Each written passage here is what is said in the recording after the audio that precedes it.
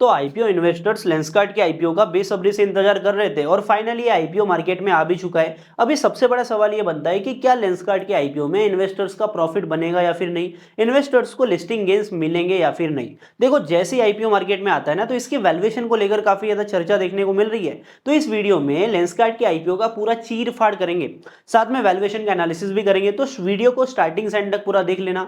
बाकी अभी तक अगर आपने वीडियो को लाइक नहीं किया तो लाइक के बटन को दबा दो। सीधा अपन चलते हैं वीडियो में। सबसे पहले अपन बात करते हैं आईपीओ के इशू साइज की। देखो, आईपीओ के इशू साइज की अपन बात करते हैं तो यहां पर 7,278 करोड़ रुपए का इसका इशू देखने को मिल रहा है। देखो, आईपीओ में फ्रेश इशू भी होने वाला है, साथ में ओएफएस भी होने वाला है। अभी अपन फ्रेश इशू की बात करते हैं तो 2150 करोड़ रुपए का यहां पर फ्रेश इशू होगा, और जो बचा हुआ अमाउंट है 5128 करोड़ रुपए का, ये होने वाला है ओएफएस। देखो, क्लियरली हमको देखने को मिल रहा है कि 2150 करोड़ रुपए जो कि फ्रेश इशू है, ये पैसा कंपनी के खाते में जाएगा, जिसका यूज कंपनी अपने ग्रोथ में करने वाली है।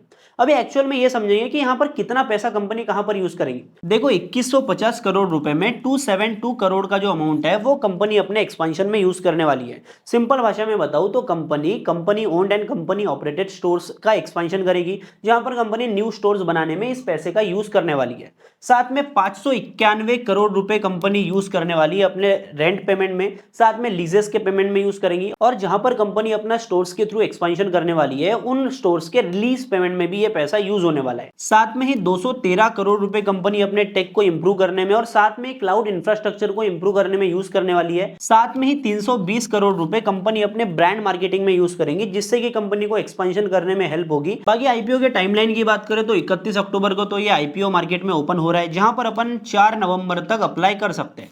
बाकी इसके अलॉटमेंट स्टेटस की बात करें तो अलॉटमेंट स्टेटस क्लियर होने वाला है 6 नवंबर के दिन, और लिस्टिंग डेट की बात करें तो ये बताया जा रहा है कि 10 नवंबर के दिन लेंसकार्ट का जो आईपीओ है मार्केट में लिस्ट होने वाला है। बाकी इस ओवरऑल आईपीओ का 10% जो पोर्शन है वो रिटेल इन्वेस्टर्स के लिए रिजर्व रखा गया है, जहां पर ओवरऑल 488 के मतलब 4,88,000 रिटेल इन्वेस्टर्स को इसमें अलॉटमेंट मिलने वाला है। बाकी कंपनी के बिजनेस की बात करें तो कंपनी सनग्लासेस बनाती है, जहां पर ये इंडिया में मार्केट लीडर है। कंपनी के प्रेजेंस की बात करें तो ये ऑनलाइन तो प्रेजेंट है, जहां पर अपन ऑनलाइन इनकी वेबसाइट से अपने सन ग्लासेस को ऑर्डर कर सकते हैं। साथ में ऑफलाइन रिटेल स्टोर्स में भी ये अवेलेबल है।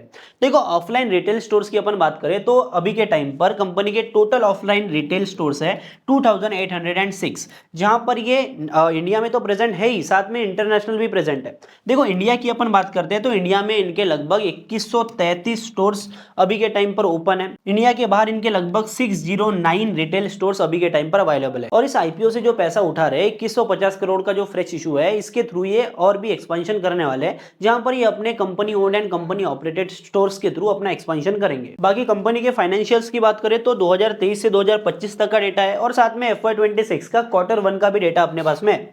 देखो, 2023 में कंपनी के रेवेन्यू की बात करें तो लगभग 2900 करोड़ का रेवेन्यू था। ये 2024 में बढ़कर पहुंचे 5600 करोड़ के रेवेन्यू के ऊपर, और 2025 में इन्होंने 7000 करोड़ का रेवेन्यू पोस्ट किया। वहीं पर हम Q1 की बात करते हैं FY26 के, तो यहाँ पर 1900 करोड़ का जो रेवेन्यू है ऑलरेडी पोस्ट कर चुके हैं। बाकी कंपनी के प्रॉफिट्स की बात करें तो 2023 में कंपनी ने लॉस किया था 63 करोड़ रुपए का।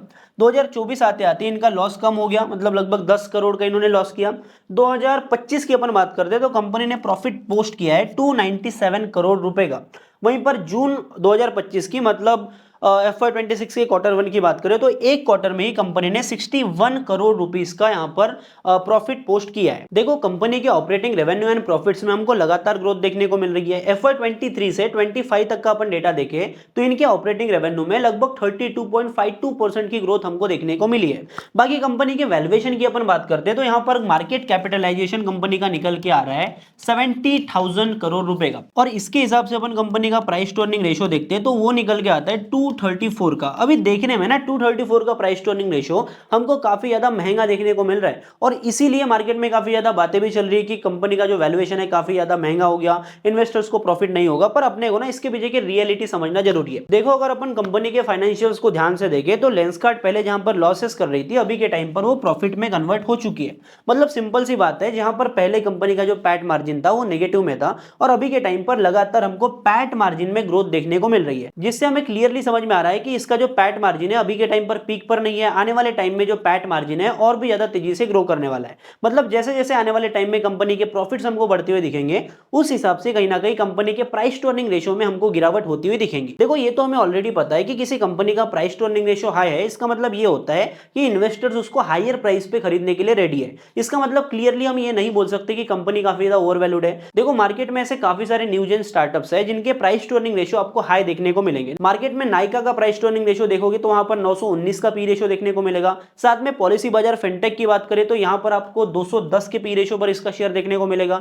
रिसेंटली अर्बन कंपनी का भी आईपीओ आया था जिसका प्राइस टू अर्निंग रेशियो लगभग 93 के करीब है। और अर्बन कंपनी की बात करें तो वो भी रिसेंटली प्रॉफिटेबल कन्वर्ट हुए। जहां पर रिसेंट ईयर के प्रॉफिट्स की अपन बात करते हैं तो वहां से जो मेजर पोर्शन है ना वो डिफर्ड टैक्स क्रेडिट के थ्रू आया है। वहीं पर काफी ऐसी कंपनीज भी आपको देखने को मिल जाएंगी जहां पर आपको negative price to earning ratio भी देखने को मिलता है। जैसे कि ब्लू स्टोन के केस में आप देखोगे तो यहां पर नेगेटिव 47 का पी रेशियो है।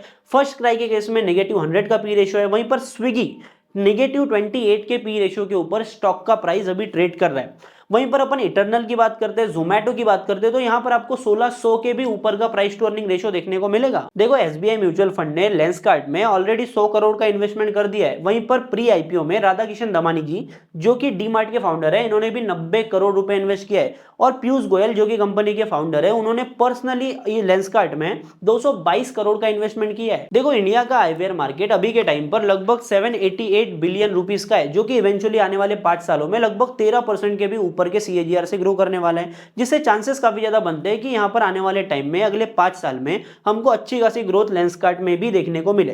देखो इस आईपीओ के प्राइस बैंड की अगर अपन बात करते हैं तो कंपनी ने प्राइस बैंड रखा है 382 टू 402 रुपीस पर शेयर का, जहां पर ग्रे मार्केट में अभी के टाइम पर अच्छा खासा प्रीमियम देखने को मिल रहा है। मतलब कहीं ना कहीं हमको ये देखने को मिल रहा है कि इस वैल्यूएशन के ऊपर भी यहां पर लेंसकार्ट के बायर्स ग्रे मार्केट में अवेलेबल है। देखो ग्रे मार्केट प्रीमियम की बात करें तो लगभग 16 से 17% का प्रीमियम देखने को मिल रहा है। जैसे कि मैं हर बार बोलता हूं कि किसी आईपीओ का ग्रे मार्केट प्रीमियम अगर 15% के ऊपर है और साथ में टीवाईबीएस की तरफ से अच्छा खासा सब्सक्रिप्शन डे 3 के खत्म होते होते उस आईपीओ में देखने को मिलता है, तो वहां पर चांसेस बनते हैं कि इन्वेस्टर्स को तगड़े लिस्टिंग गेन्स मिले। बाकी लेंसकार्ट की इस वैल्यूएशन को लेकर आपके क्या ओपिनियन है मेरे को कमेंट बॉक्स में बिल्कुल बताना, और वीडियो को लाइक नहीं किया तो लाइक कर लो। बाकी मैं मिलता हूं आपसे अगले वीडियो में, तब तक के लिए बाय बाय, टाटा, जय हिंद, जय भारत।